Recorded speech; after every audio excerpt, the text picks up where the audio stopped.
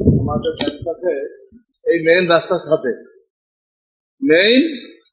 রাস্তার সাথে মুআইসিম নামে একটা জায়গা আছে।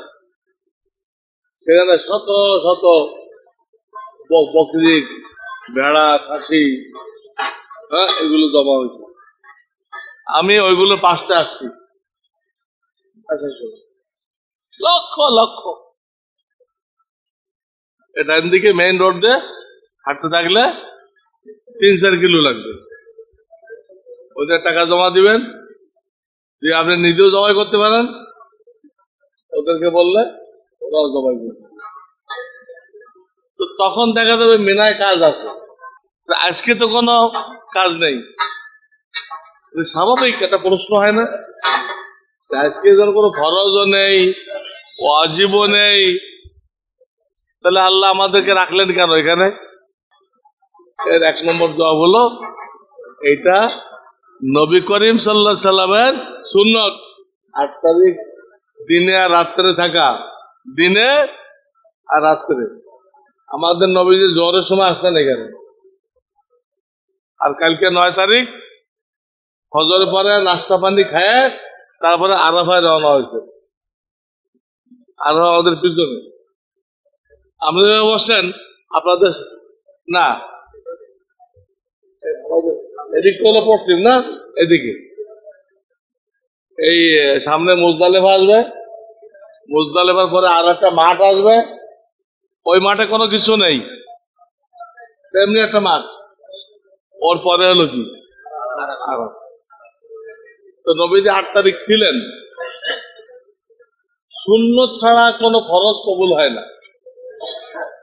সুন্নত ছাড়া চামড়া যদি না থাকে, এর নিচে যে গোশত আছে, এটা হেফাজত করা সম্ভব? এই চামড়া যদি ফোটা হয়ে যায়, আর ফোটাকে বন্ধ না করা হয়, ওই ছিদ্র দিয়ে সমস্ত রক্ত পড়ে লোকটা মরে যাবে না? তো গোশতের হেফাজত হয় না কি ছাড়া? চামড়া ছাড়া। ফরজ কবুল হয় না সুন্নত ছাড়া। নবীজি 8 তারিখ দিনে এবং রাত্রে, আমরা রাত্রে গাড়ি নিলাম না কেন? রাত্রেও গাড়ি যাবে, আমরা নিলাম না কেন? নবীজি রাত্রে যান নাই। নবীজি 9 তারিখ রাত্রে যান নাই। আজকে তো 8 তারিখ, এই রাত্রে যান নাই। 9 তারিখ সকালে নাস্তা খেয়ে গেছে। 9 তারিখ গেলে একে তো সুন্নত হয় না, 8 তারিখ রাত্রে গেলে একে তো সুন্নত হয় না। আর একদিকে ওখানে প্রচুর মশা, ওখানে অনেক নিম গাছ, অনেক মশা। এই মশার কামড়ে রাত্রে টিকা যায় না। দিনে সমস্যা নেই, রাত্রে টিকা যায় না। সুন্নত তরক করলে আর দুনিয়াবি শাস্তি হলো মশার কামড় খাওয়া। বুঝছেন? এই জন্য আমরা মুআল্লিমকে বলে আমরা গাড়ি নিচ্ছি সকালে। আমরা গাড়ি নিচ্ছি কখন? এখন প্রশ্ন ছিল, আজকে এখানে রাখলেন কেন আল্লাহ? 1 নম্বর জবাব কি দিছি? আমাদের নবীজির সুন্নত। নবীজি 1.5 লাখ সাহাবী নিয়ে এই দিনে মিনাতে ছিলেন। আমাদের নবীজি সাল্লাল্লাহু আলাইহি সাল্লাম বিদায় হজে 1.5 লাখ সাহাবী নিয়ে মিনায় ছিলেন। 8 তারিখ দিনে এবং রাত্রে মিনায় ছিলেন। ওনার অনুসরণ করতে দেয় আমরাও। এখানে কোনো খরচ আছে কিনা, কোনো ওয়াজিব আছে কিনা, এটা আমাদের তালাশ করার কোনো দরকার নেই। আমাদের দরকার আমাদের নবীজি করছেন কিনা, কারণ উনি জানেন, আল্লাহ জানেন। আমাদের কারণ জানা কোনো জরুরি না। আমাদের কারণ জানা কোনো জরুরি না। তারপরে ওলামারা যতটুকু লিখছে ততটুকু আমি আপনাদেরকে বলে দিচ্ছি। ওলামারা লিখছেন, ফরজ নামাজের আগে কিন্তু সুন্নত নামাজ থাকে কিনা।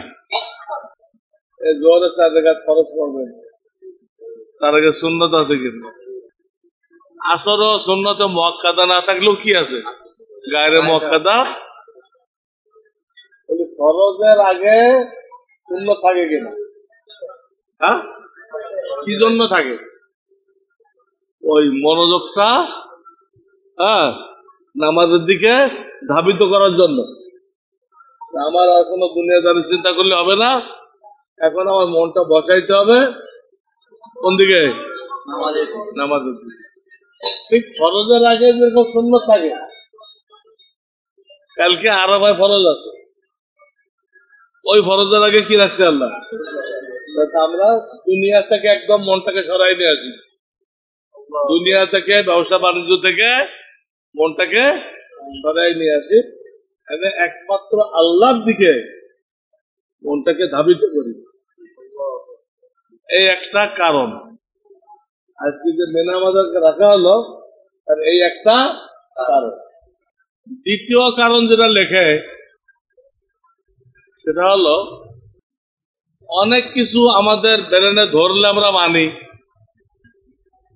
ব্রেনে না ধরলে মানি না ঠিক কিনা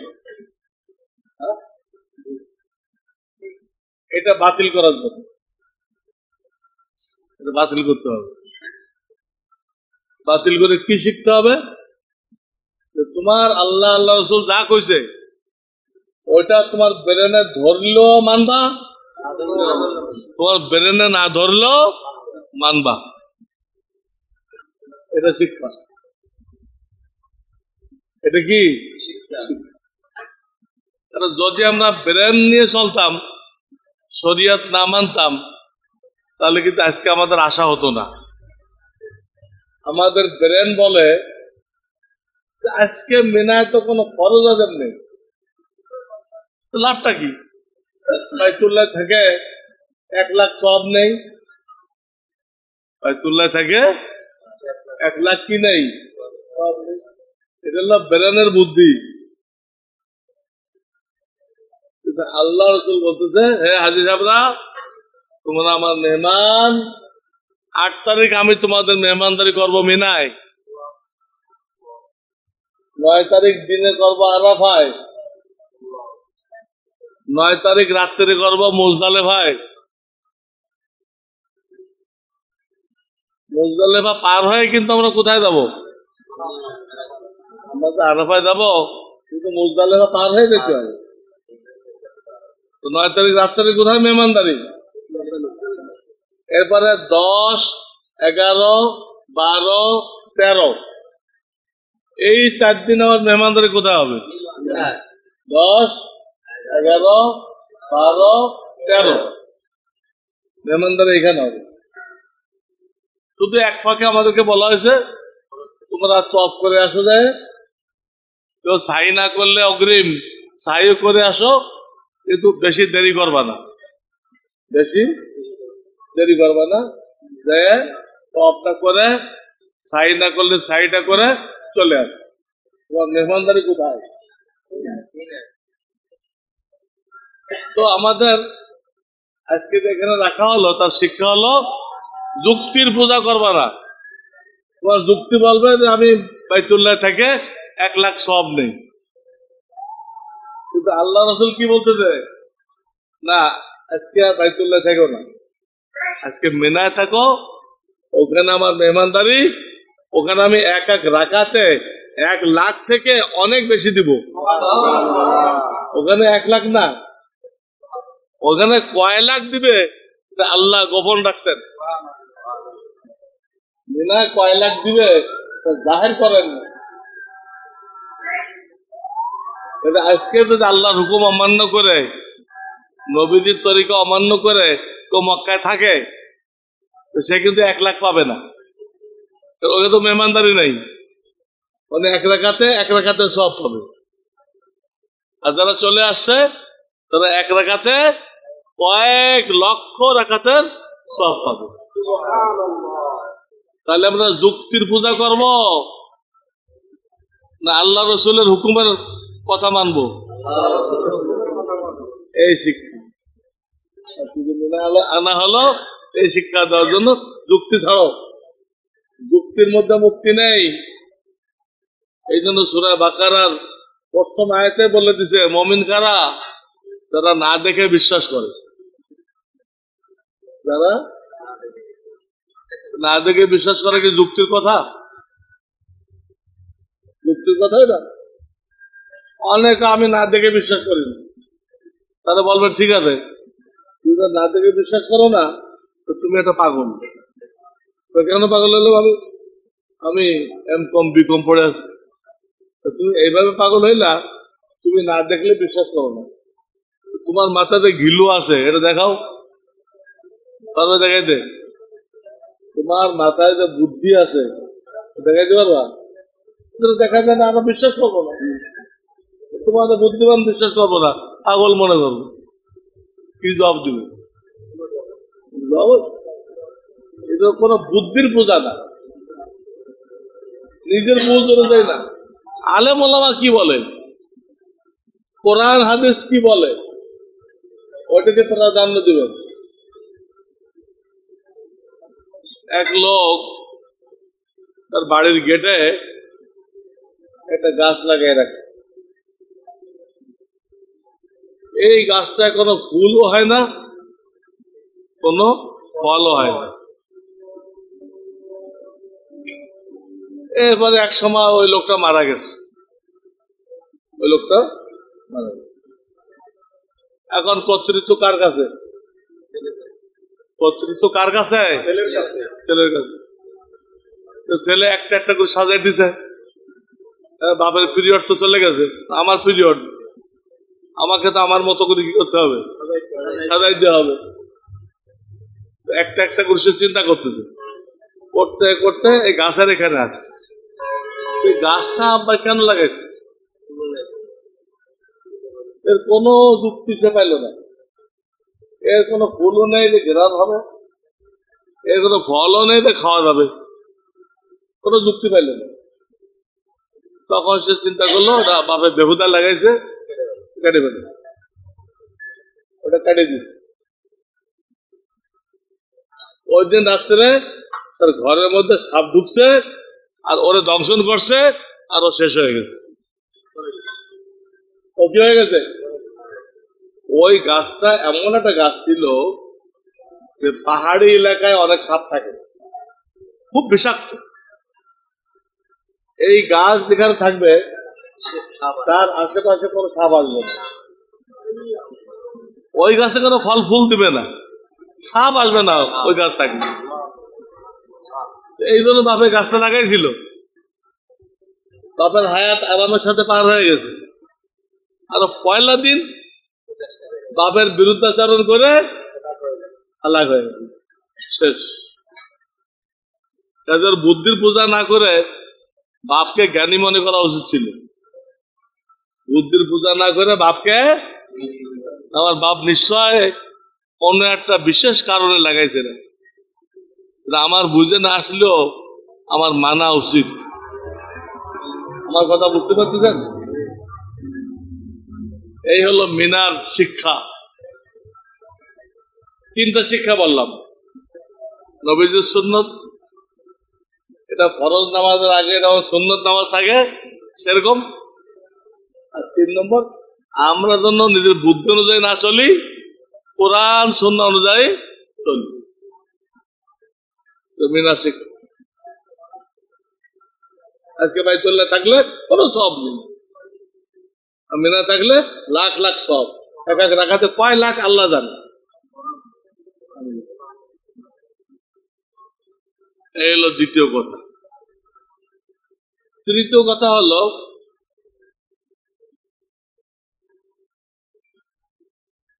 কালকে জিলহজের 9 তারিখ, জোহরের পর থেকে নিয়ে বেলা ডুবি দেওয়া পর্যন্ত কোথায় থাকতে হবে? আরাফাত। 1 মিনিট থাকলে ফরজ আদায় হয়ে যায়। আরাফাত বেষ্টনের মধ্যে আপনি 1 মিনিট থাকেন তো ফরজ, কিন্তু জোহরটা নিয়ে বেলা ডুবি দেওয়া পর্যন্ত থাকাটা ওয়াজিব। এটা কি? যদি কেউ বেলা ডুবার আগে ময়দান থেকে বেরোয় আসে, দম ওয়াজিব হয়ে যাবে। 500 রিয়াল ব্যয় করে একটা খাসি কোরবানি দিতে হবে। ওয়াজিব তরক করছে, আর কি ওয়াজিব হবে? এবং আরাফাত দিনটা এত গুরুত্বপূর্ণ, নবীজি বিভিন্ন হাদিসে আরাফাকেই হজ বলছেন। আরাফাকে কি নাম দিচ্ছেন? আল হাজ্জু আল আরাফা, এবং আল হাজ্জু আল আরাফা। এই জন্য বলছেন অন্য কোনটা তরক হয়ে গেলে, বাদ পড়ে গেলে দম টম দিয়ে ঠিক করা যায়, দম টম দিয়ে ঠিক করা যায়। কিন্তু আরাফা বাদ পড়ে গেলে এটা ঠিক করার কোনো ব্যবস্থা নেই, কোনো ব্যবস্থা নেই। এই জন্য কি বলছেন? আল হাজ্জু আল আরাফা। ধরেন ফরজ তওয়াফ করতে হবে 10 তারিখ থেকে 12 তারিখ সন্ধ্যা, আপনি এর মধ্যে করতে পারলেন না, তাহলে কি ফরজটা নষ্ট হয়ে যাবে? নষ্ট হবে। আপনি 13 তারিখ থেকে নিয়ে মৃত্যু পর্যন্ত যে কোনো সময় ফরজ তওয়াফ করতে পারবেন, কিন্তু টাইম মতো কেন করলেন না? এর জন্য দম দিতে হবে। 13 তারিখ থেকে মৃত্যু পর্যন্ত ফরজ তওয়াফ করার টাইম আছে, কিন্তু কি করতে হবে? ওখানে একটা সুবিধা তো আছে, ওটা তো ছুটবে না, কিন্তু এইটা বাদ গেলে দম দিবেন এর কোনো ব্যবস্থা নেই, এর কোনো ব্যবস্থা নেই। এই জন্য আল্লাহ দয়া করে টাইমটাও লম্বা রাখছেন, আরাফার টাইমটাও কি রাখছেন? কালকে জোহরের থেকে নিয়ে পরবর্তী ফজরের অর্থ আসার আগ পর্যন্ত, পরবর্তী এর মধ্যে যে কোনো মুহূর্তে আরাফায় ঢুকলে ফরজ আদায় হয়ে গেল, ওয়াজিব না হয় দম দেবে, তো ফরজ কি হয়ে গেল? এমনকি কিতাবে লিখছে একটা লোক হাসপাতালে বেহুশ অবস্থা আছে, হাসপাতালে বেহুশ অবস্থা, তাকে হাসপাতালের অ্যাম্বুলেন্সে করে আপনি গাড়িটা আরাফার সীমানার মধ্যে ঢুকাই দিলেন, সে জানে না কিছু, সে তো বেহুশ, সীমানা ঢুকাই দিলেন, যে ওই গাড়ি আবার বের করে নিয়ে গেলেন, ওই লোকটার আরাফার ফরজ কি হয়ে গেছে? আদায় হয়ে গেছে। এই ফরজের যেহেতু বিকল্প নেই, টাইম কিন্তু যে আমরা যে টাইমটা থাকবো অতটুকু না, আমরা থাকবো জোহরের থেকে নিয়ে বেলা ডোবা পর্যন্ত, কিন্তু ওর পরও টাইম থাকবে কতক্ষণ? ফজরের রক্ত হওয়া পর্যন্ত। আমাদের ওই টাইমে কেউ না থাকতে পারলে রাত্রে যে কোনো ভাবে ওখানে পৌঁছলে তার হজ কি হয়ে গেল? শুদ্ধ হয়ে গেল। বুঝছেন কালকে দিনের গুরুত্ব? কালকে দিনের পয়লা কাজ আমাদের, আমরা ইনশাল্লাহ এই জায়গার ভিতরে ফজরের নামাজ জামাতের সাথে পড়বো, ফজরের নামাজ জামাতের সাথে পড়বো। এই কদিন তো আমরা ফরজ নামাজের পরে আমরা আমাদের গুরুত্ব পুরা মুসাফির, আমি সবারটা জানি না, আমরা যারা মুজিব সাহেবের সাথে আসছি, MNSS, এরা সব মুসাফির। মদিনার থেকে আসার পরে দেশে ফেরা পর্যন্ত এদের 15 দিন কারো হইতেছে না, কারো হইতেছে না। অন্য গ্রুপ যারা আছেন তারা হিসাব করে দেখেন তাদের 15 দিন হয় কিনা, 15 দিন হয়ে যায় তাহলে তারা মুকিম, যদি আপনাদেরও 15 দিন না হয়, তার কম হয়, তাহলে আপনারাও কি আপনারাও মুসাফির। তো কালকে ফজর নামাজ পড়ে এ কয়দিন, অর্থাৎ যে কদিন আমরা এহরাম বাঁধছি, এ কদিন সালামের পরে তালবিয়া পড়ছি, সালামের পরে তালবিয়া পড়ছি। আগামীকাল নতুন আর এক মেহমান আসবে, তালবিয়া সেকেন্ড হয়ে যাবে। পুরান মেহমান তো একটু কদর কম, ও তো কয়েকদিন ধরে আসছেন উনি, আজকে এখন একজন আসছে, তার কদর একটু বেশি না। কালকে ফজর থেকে আর এক মেহমান আসবে, এই মেহমানের নাম হলো তাকবীর তাশরিক। এটার নাম কি? এই জন্য সালাম ফেরানোর সাথে সাথে ওইটা একবার পড়বে, তারপরে তালবিয়া পড়বে, তারপরে কি তালবিয়া পড়বে। তাকবীর তাশরিক কি আমার সাথে পড়েন? আল্লাহু আকবার, আল্লাহু আকবার, লা ইলাহা ইল্লাল্লাহু, আল্লাহু আকবার, আল্লাহু আকবার, ওয়ালিল্লাহিল হামদ। এটার নাম তাকবীরে তাশরিক। একবার পড়তেই হবে, ওয়াজিব। আমরা পড়বো আওয়াজ করে, মা বোনরা পড়বে আস্তে, পড়তে হবে সবাই। আবার পড়েন, আল্লাহু আকবার, আল্লাহু আকবার, লা ইলাহা ইল্লাল্লাহু, আল্লাহু আকবার, আল্লাহু আকবার। এই দায়িত্বের বেশ কম হলো, খেয়াল করছেন না? আল্লাহু আকবার না, আল্লাহু আকবার, খেয়াল করুন, আল্লাহু আকবার, আল্লাহু আকবার,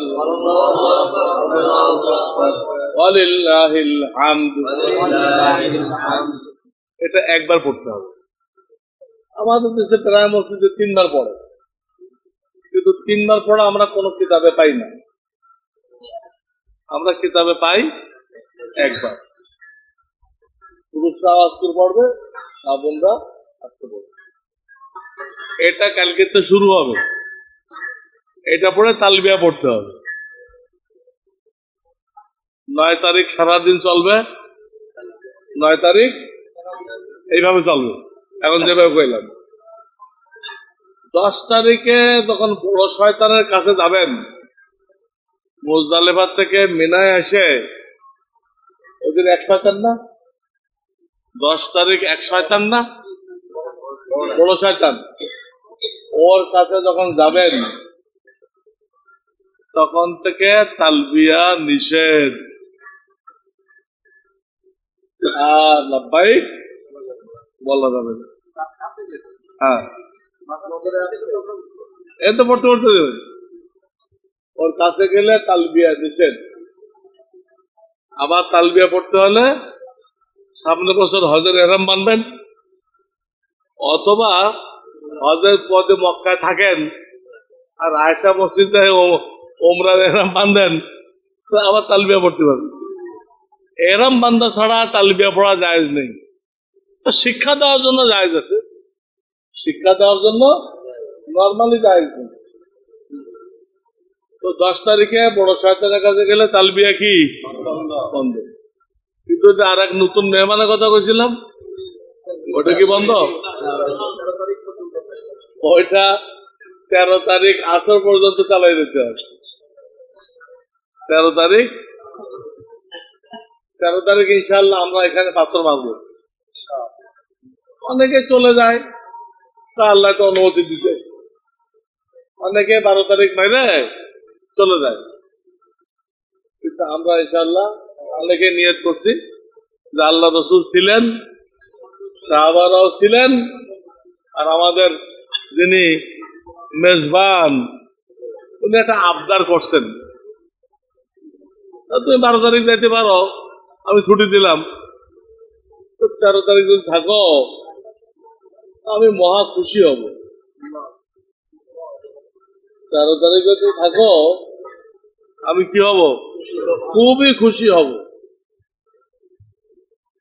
13 তারিখ যদি কেউ আল্লাহর এই আবদারটা রক্ষা করে, আল্লাহ ওয়াজিব করে নাই, ওয়াজিব করেন নাই, আবদার করছেন।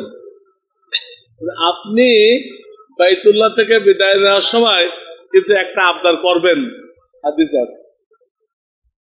কি আবদার? আল্লাহ, এই যে হজ করে গেলাম, ওমরা করে গেলাম, এইটা যেন আমার জীবনের শেষ হজ না হয়, আমি যেন আবারও আসতে পারি। এইটা আবদারটা করবেন। আপনার ওই আবদারটা কবুল হবে কিনা ওটা নির্ভর করতেছে 13 তারিখ আল্লাহ যে আবদার করে রাখছে ওইটা আপনি পুরা করছেন কিনা। এইখানে আল্লাহর আবদার পুরা করছে, ওখানে আল্লাহ তাদের আবদারকে পুরা করবে। আর যারা এখানে আল্লাহর আবদার পুরা করে নাই, আল্লাহ তাদের ওই আবদার পুরা করতেও পারে, নাও পারে। বুঝতেছেন আমার কথা? তবে 12 তারিখে তাদের দেশে ফিরতে হবে টিকিট, তাদের তো আর থাকার অবকাশ নেই। অনেকে 12 তারিখে পয়লা ফ্লাইট যাবে, 12ই জিলহজ সৌদি আরব থেকে সব দেশে পয়লা ফ্লাইট যাবে, বাংলাদেশেও যাবে। ওইটাতে যাদের টিকিট করা আছে তাদের তো সুযোগ নেই। তার তো 12 তারিখ ধরে এই বিদায় তো অফ করে কোথায় চলে যেতে হবে? জিদ্দা। তো বলতেছিলাম যে তাকবীরে তাশরিক পড়তে হবে 13 তারিখ পর্যন্ত, আর লাব্বাইকটা পড়তে হবে বড় শয়তান ওর কাছে যাওয়া হবে। কালকে ফজর পড়ে আমরা দুটোটা পড়বো, দুটোটা পড়বো, পড়ে যার কাজ যা আছে কিছু মুখে দিয়ে নিব। কিন্তু নবীজি নাস্তা করে গেছে, আপনার কাছে একটা বিস্কুটও নেই? হ্যাঁ, নাস্তা আমাদের তো পেট ভরে খাওয়া সুন্নত না। নবীজির অনুসরণ করতে গেলে একটা বিস্কুট দিয়েও তো হয়, একটা খেজুর দিয়েও তো হয়, একটু কিছু মুখে দিয়ে নেবেন, বাকিটা না হয় গাড়িতে বসে খায়েন। কিন্তু গাড়িতে ওঠার আগে কিছু মুখে দিবেন, দিয়ে আমরা গাড়িতে উঠবো, উঠে তালবিয়া পড়তে পড়তে কোথায় যাবো? আরাফায় খিমার কাছে নিয়ে মোয়াল্লামের বাস আমাদেরকে নামাই দিবে। তখন দেখবো ওখানে অনেক খিমা, আমাদের মোয়াল্লামের যে খিমা খালি আছে, আমাদের মোয়াল্লামের যে খিমা খালি আছে, আমরা ওটাতে ঢুকবো। সব হাজিদের জন্য তো খিমা বানাইছে মোয়াল্লাম, তার যত হাজি আছে সব হাজিদের জন্য খিমা বানাইছে না? যদি কোন গ্রুপ এরকম হইতে পারে না, তো তারা জায়গা পায় নাই, রাস্তায় দাঁড়ায় দিচ্ছে, এটা হয় না। কোথাও না কোথাও আমাদের সিট থাকতেই হবে, বুঝছেন?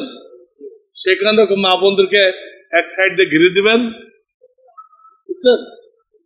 ওরা এক পাশে থাকবে, আমরা আর এক পাশে থাকবো। আরাফায় পৌঁছার পরে আমাদের কাজ হবে যত তাড়াতাড়ি পারা যায় উজু গোসল সেরে নেওয়া। সেরে শুধু উজু না, গোসল করতে চেষ্টা করবেন। শুধু উজু করলে হবে, ঠান্ডা লাগছে সে কি করবে না, শুধু উজু করবেন, তারপর ঠান্ডা টুন্ডা নেই, সে এরামের কাপড় একটা পরা অবস্থায় বা গামছা পরে কি করবেন? গোসল করবেন, করে আর এক সেট পড়বেন। প্রত্যেকের কাছে এরাম 2 সেট আছে না, ওটা পড়বেন। তো গোসল করে নিলেন, উযু ইস্তেঞ্জা করে নিলেন, নিয়ে আপনি অপেক্ষা করবেন জোহরের টাইম কখন হয়। যে জোহরের টাইম হবে সেই আউয়াল ওয়াক্তে আমরা জোহরের নামাজ পড়ব। ওখানে একটা মসজিদ আছে, ওটার নাম মসজিদের নামেরা। ওখানে সৌদি হুকুমত একজনকে হজের আমির বানাই দেয়, হজের তিনি নামাজ পড়াবেন। ওই মসজিদে আমিরের সাথে তারা ইক্তেদা করবে, আমিরের সাথে তারা জোহর আসর একসাথে পড়বে। ওটা একটা না আরাফায় অবস্থান করবে। আমরা যারা কিবায় থাকবো আমাদের জন্য জোহর আসর একসাথে পড়ার অনুমতি নেই। আমরা জোহরের টাইমে জোহর পড়বো, আবার হানাফি মাযহাব মতে আসরের টাইমে আসর পড়বো। ওই মক্কা যে টাইমে আসর পড়ছে চারটায়, ওই টাইমে না কিন্তু ওটা আমরা বাধ্য ছিলাম, আরাফাতে আমরা বাধ্য না। আমরা সব হানাফি, আমরা আমাদের সময় মতো পড়বো। আমরা পড়বো 5টায়, আমরা পড়বো কটায়? এর মাঝখানে পুরা টাইমটা উকুফ করতে হবে। উকুফ, উকুফ মানে কি? উকুফ মানে হলো অবস্থান। উকুফ মানে কি? সেই অবস্থানটা কিতাবে লিখছে আরাফার ময়দানে দাঁড়ায় করা ভালো, সীমার মধ্যে বা কোন নিম গাছের নিচে, সীমার মধ্যেও করতে পারেন, কোন নিম গাছের ছায়াও করতে পারেন, দাঁড়ায় করবেন।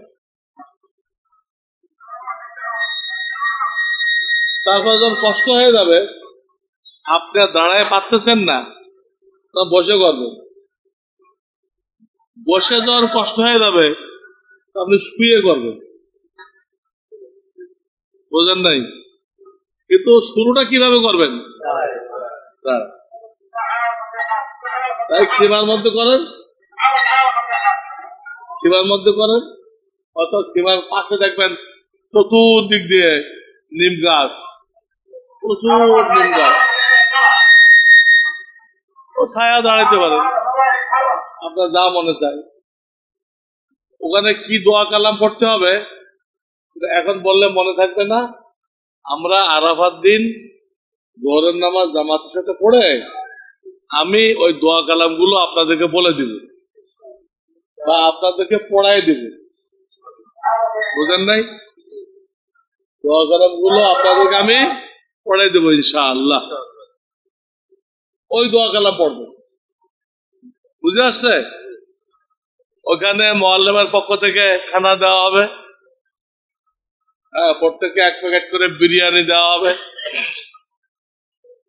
বাংলাদেশের বিরিয়ানি না, এই দেশের মশলা ছাড়া বিরিয়ানি, খাইতে মজা লাগে, মজা লাগে। ওটা দিবে, জুস দিবে, তারপরে কমলা দিবে, আর পানি তো দেওয়াই আছে ওখানে, ঠান্ডা পানি। প্রত্যেক কিমার সাথে কি অবস্থান করবেন, আর গলা শুকাই গেলে পানি খাইবেন। এইভাবে কতক্ষণ থাকতে হবে? বেলা ডোবা পর্যন্ত। যদি কোন গ্রুপের আমির সাহেব বলে যে আমরা যেহেতু বাস ঠিক করে ফেলছি, যাতে না উঠলে আবার অন্য গ্রুপ দখল করবে, কিন্তু কোন গ্রুপের আমির সাহেব বলে, আর ওই বাসটা আরাফার সীমানার মধ্যে থাকে, আরাফার, তাহলে আপনারা আসর পড়ে ওই বাসে বসে বসেও কি করতে পারেন? উকুফ করতে পারবেন। আরাফার সীমানার মধ্যে থাকতে হবে। অনেক বাস থাকবে আরাফার সীমানার বাইরে, ওটাতে যেতে পারবেন, দম লাগবে। আর হাজার হাজার বাস থাকবে আপনার সীমার পাশেই। ওর কোনো বাস যদি কন্ট্যাক্ট করে আমাদের দায়িত্বশীলরা, কন্ট্যাক্ট করলেও থাকে না, আর এক গ্রুপে হুড় হুড় করে দখল করবেন।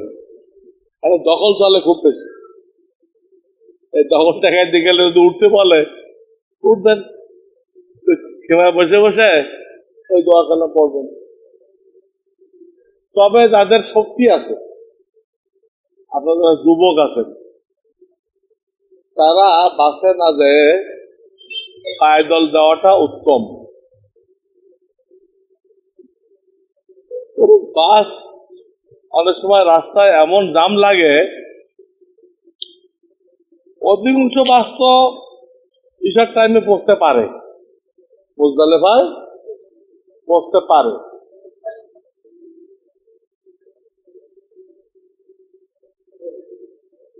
কিন্তু ধরেন 4 আনা 6 আনা বাস করতে পারে না, তাদের রাস্তার মধ্যে ফজর হয়ে যায়, জামে পড়ে রাস্তার মধ্যে কি হয়ে যায়, ফজর হয়ে যায়। এই প্যাসে যদি কেউ পড়েন তাহলে ফজরের টাইম হওয়ার আগে, এই আল ফজর ঘড়িতে টাইম দেখায় না, আপনাদের আল ফজর ঘড়ি আছে,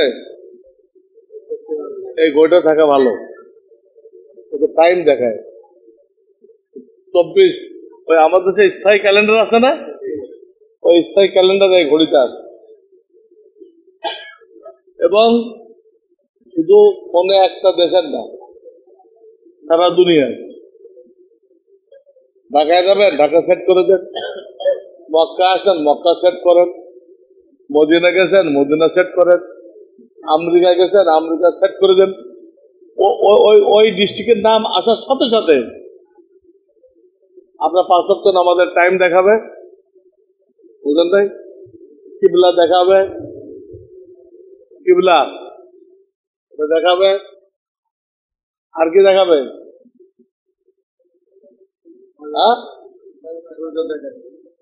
সূর্য ডুবা উঠা দেখাবে। এবার এখন কয়টা বাজে ওটা আপনাকে ঘোরায় ঠিক করতে হবে না, ওটা আমার একটা আলফাজের ঘড়ি। আমি আমাদের ঢাকা ঘোরায় ঢাকাতে নিয়ে আসি, সব দেশের নাম দেওয়া হবে, এক্ষুনি টাইমটা পাল্টাই কি টাইম হয়ে যাবে, ঢাকার টাইম হয়ে যাবে।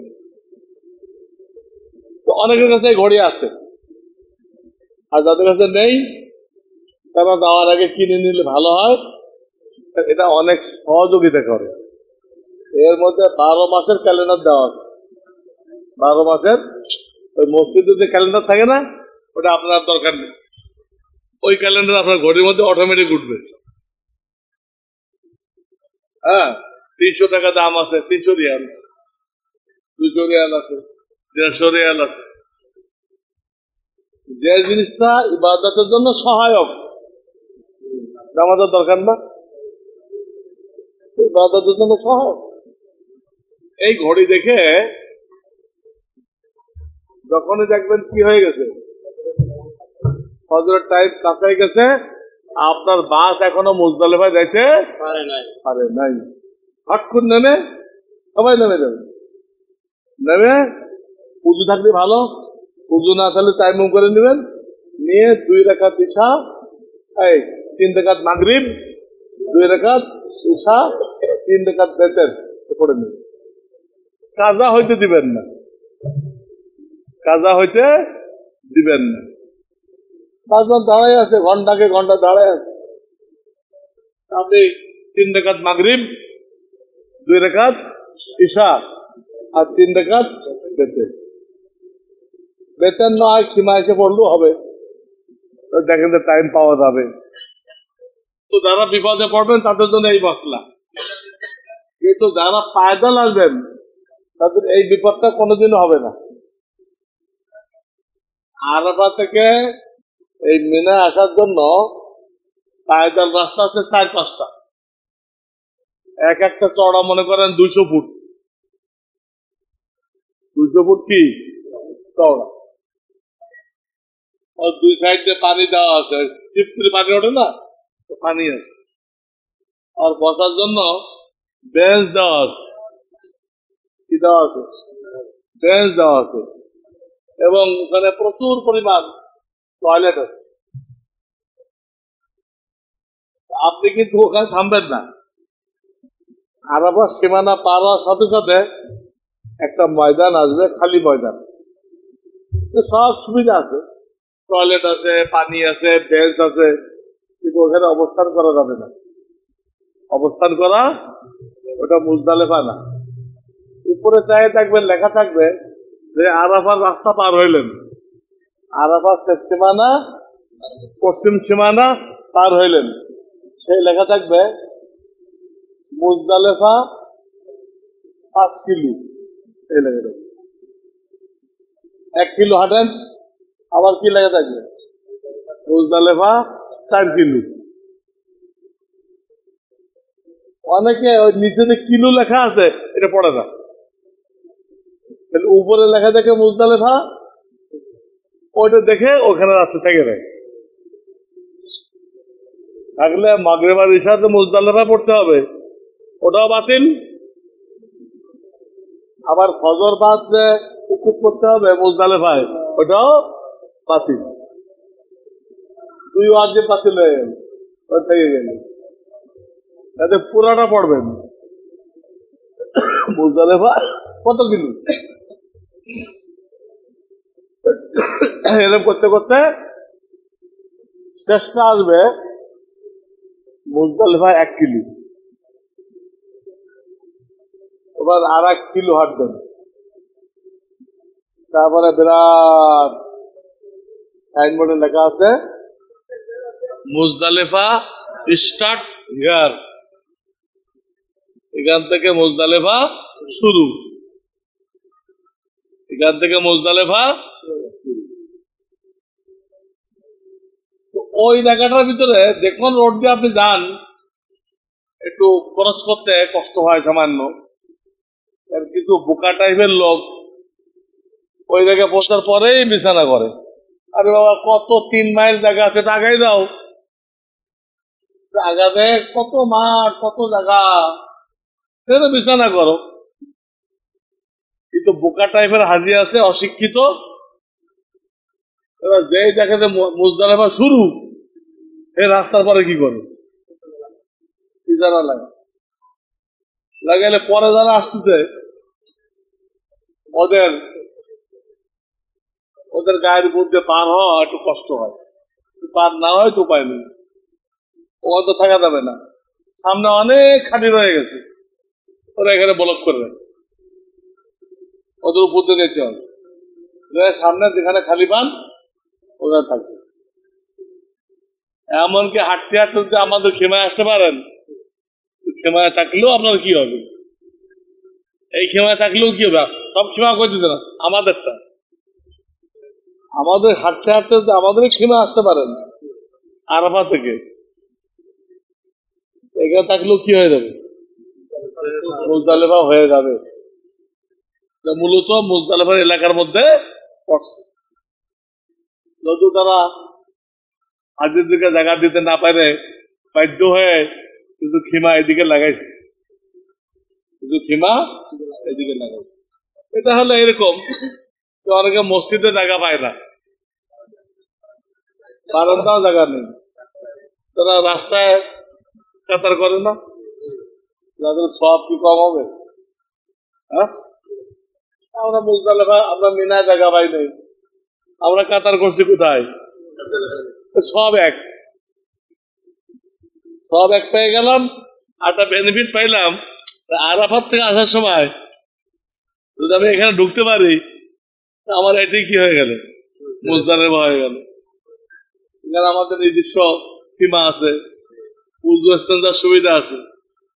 আর যারা মাঠের মধ্যে থাকবে তাদের উজু এক্সচেঞ্জার একটু কষ্ট হবে, ওখানে অনেক বড় লাইন হয়ে যায়, লম্বা লাইন। তো বাসে যারা আসবেন তারা ভাগ্য ভালো হলে বসতে পারবেন, না হলে বসতে পারবেন। কিন্তু পায়দল যারা আসবে, পায়দল যারা আসবে তারা নিশ্চিত আরাফা থেকে মুজদালেফায় পৌঁছতে পারবেন। ওই আরাফা 2-3 কিলো পার হইতে হবে, মাঝখানে খালি মাঠ আছে, ওটা 5 কিলো পার হইতে হবে। আবার মুজদালিফার এই এই এই ফ্লাইওভার পর্যন্ত, যেহেতু মুজদালিফা শুরু হয়েছে এই পর্যন্ত 3 কিলো। মোটামুটি ধরেন আরাফাত 3 কিলো, মুজদালিফা 3 কিলো, আর খালি মাঠ 5 কিলো। 3 আর 3 6, আর 5 11। 11 কিলো হাঁটাটা কোন আশ্চর্য না। যারা একান্ত মাজুর না, ও তো কথাবার্তা বলতে বলতে দেখা যায় যে 1-2 ঘন্টার মধ্যে, সর্বোচ্চ 2 ঘন্টা লাগতে পারে সর্বোচ্চ। হাজার হাজার মহিলারা আসে, হাজার হাজার মহিলারা হাঁটে চলে আসতেছে।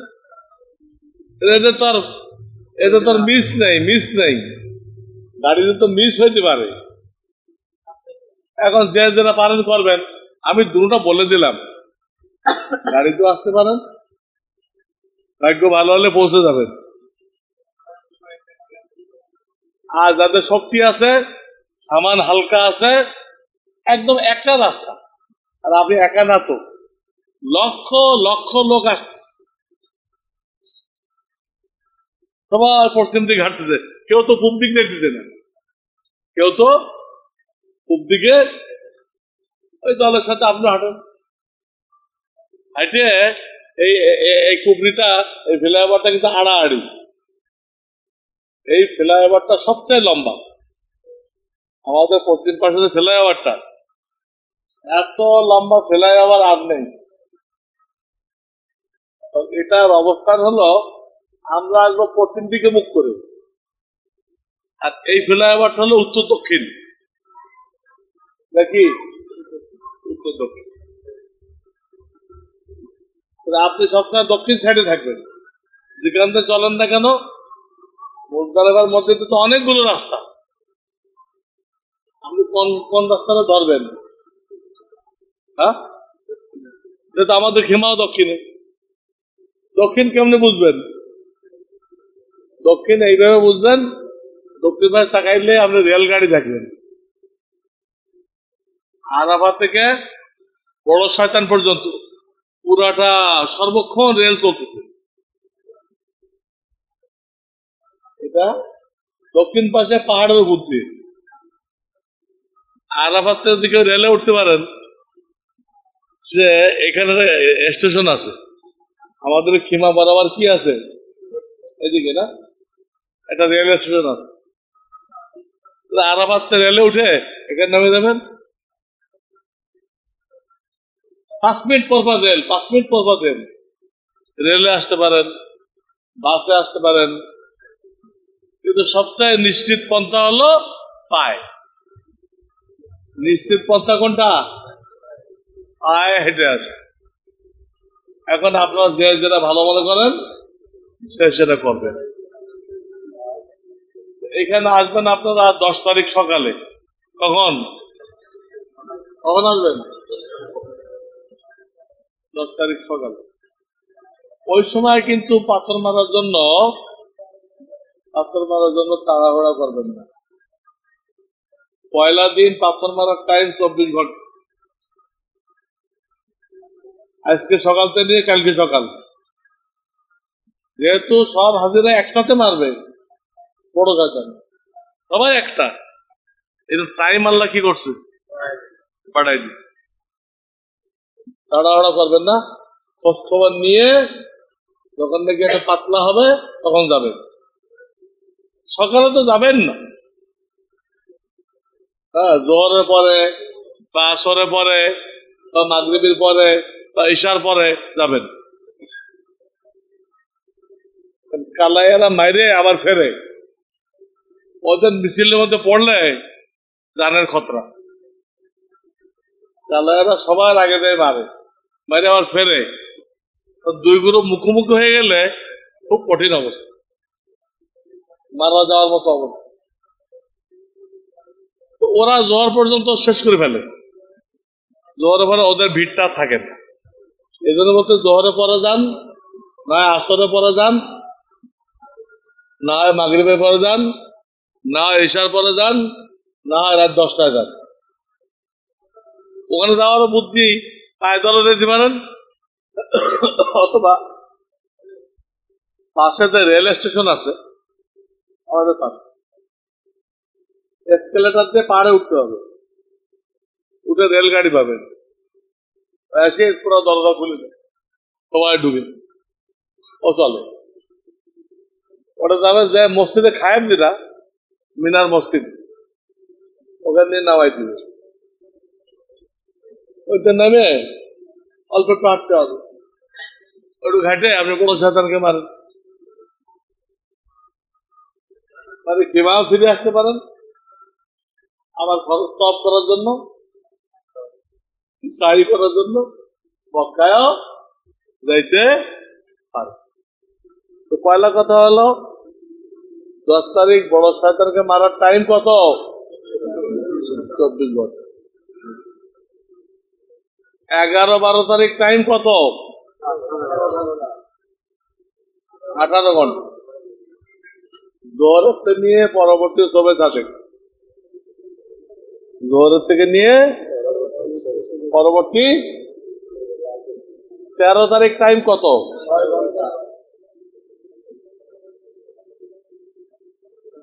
13 তারিখ 6 ঘন্টা, জোহরের থেকে নিয়ে ওই দিন অনেক হালকা থাকবে, বাংলাদেশি তো একজনও থাকবে না, সব তুলে দেবে, আরাম করবে। আরাম করা জরুরি না আল্লাহর আবদার রক্ষা করা জরুরি? চিন্তা করেন তো, অন্য কোনো দেশের লোকেরা যায় না, কিন্তু আমাদের দেশের লোকেরা যায়।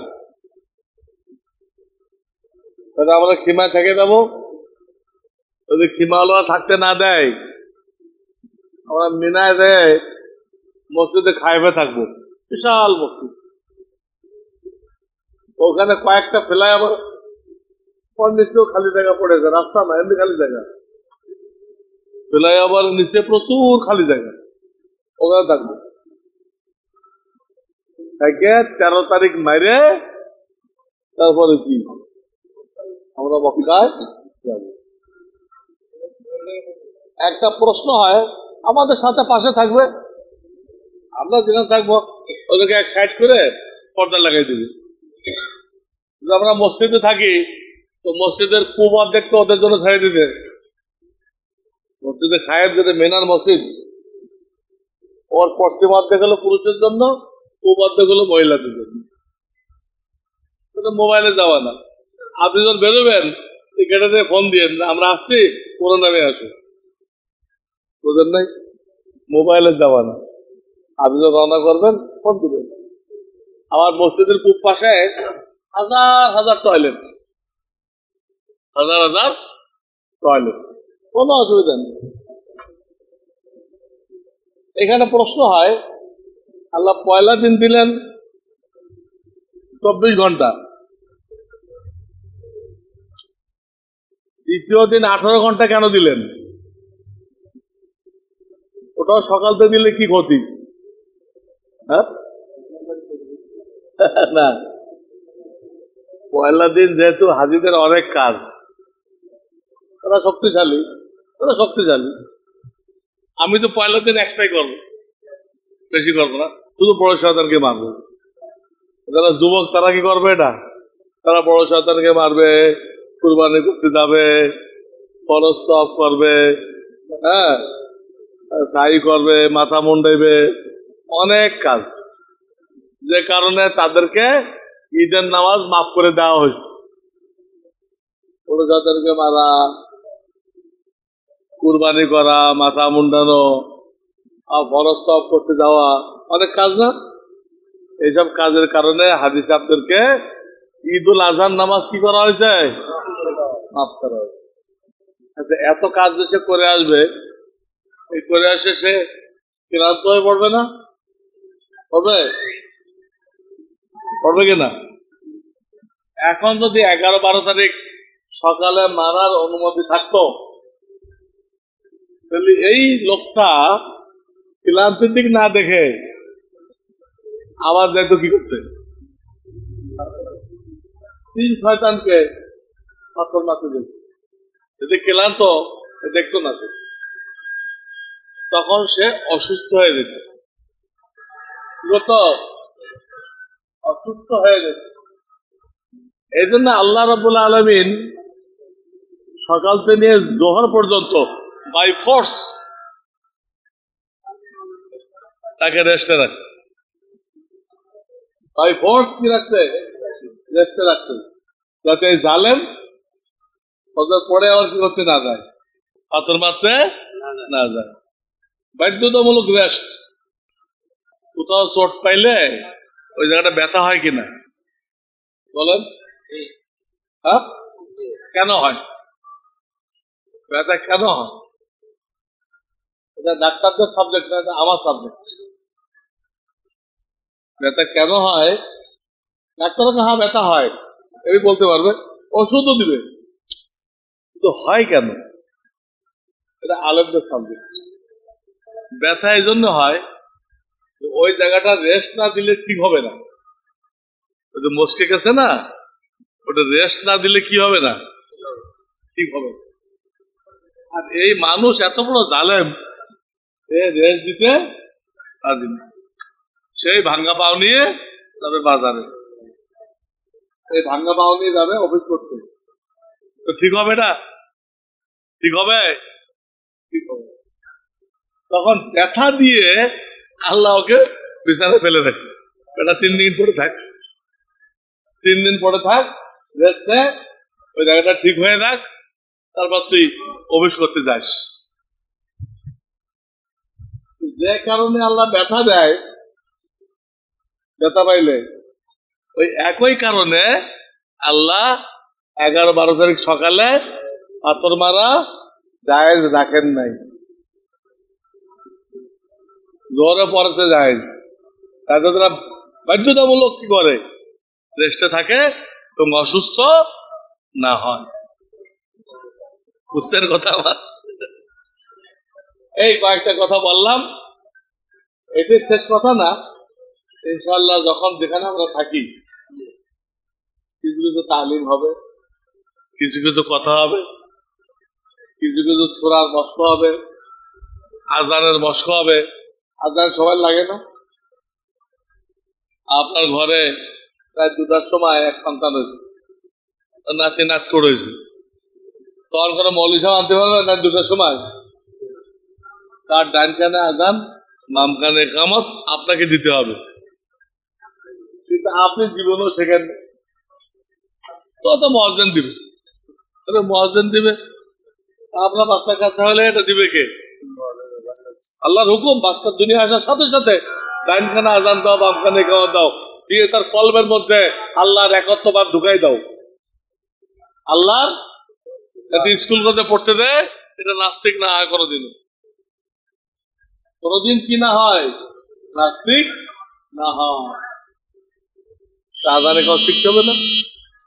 ইনশাআল্লাহ বিভিন্ন দিন ওরা কেরাত পড়ানো হবে আপনাদেরকে, আজানও কি করা হবে, শিক্ষা দেওয়া হবে। তখন আপনি দেশে ফিরে বুঝতে পারবেন যে আপনার মহল্লার আজান ঠিক আছে কিনা। এইখান তো শিখে নেওয়ার পরে প্রত্যেকে বুঝতে পারবেন আপনার মহল্লার মসজিদে আজান ইকামত হয় নাকি সুন্নত না সুন্নতের বাইরে, আপনি বুঝতে পারবেন। টাকা বেতন দিচ্ছেন 10,000, আজান দিচ্ছে গলত। বেতন দিচ্ছেন 10,000, আজান দিচ্ছে গলত, কি ফায়দা? আজকে এই পর্যন্ত।